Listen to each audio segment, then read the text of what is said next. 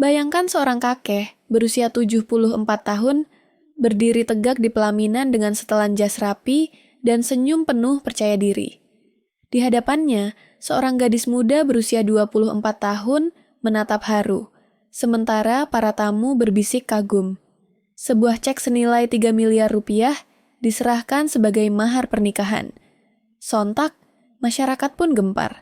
Video pernikahan itu menyebar kemana-mana, menjadi viral di media sosial. Banyak yang menganggapnya kisah cinta sejati lintas usia, sebagian lain menyebutnya aneh, bahkan tidak masuk akal. Namun tak seorang pun menyangka, pesta mewah itu hanyalah permulaan dari tragedi panjang yang melibatkan kebohongan, penipuan, dan sindikat uang gelap.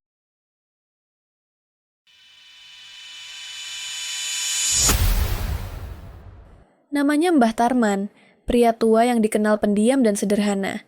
Siapa sangka, di balik senyum dan tutur lembutnya, ia menyimpan catatan kelam yang sudah lama tertimbun.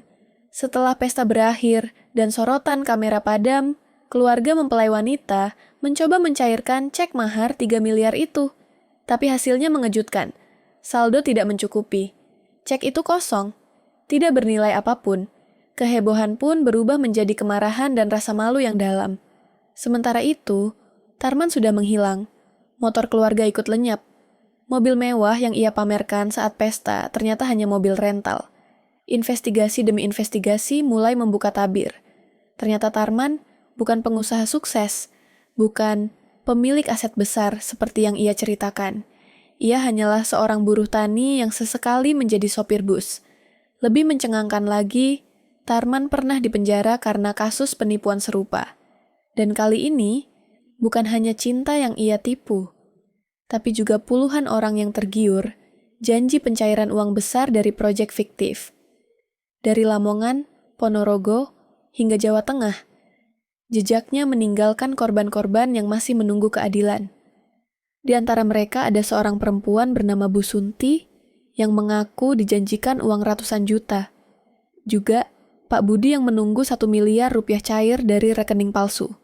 Mereka semua percaya, karena Tarman dan komplotannya membawa surat-surat lengkap, bahkan dokumen dengan kop bank terkenal untuk meyakinkan korban.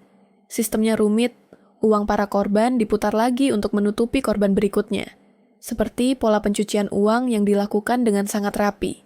Namun, benang kusut mulai terlihat ketika beberapa keluarga korban melapor. Ada yang mengaku kehilangan tabungan puluhan juta, ada pula yang kehilangan sanak keluarga yang diduga masih dibawa komplotan tersebut. Bahkan, salah satu korban sempat mengirim pesan terakhir, meminta uang Rp200.000 karena tidak punya pegangan uang sebelum kembali menghilang tanpa kabar.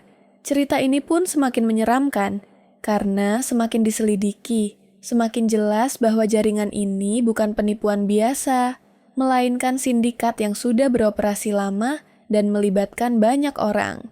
Kini, publik bertanya-tanya, di mana Mbah Tarman? Mengapa ia belum juga ditangkap?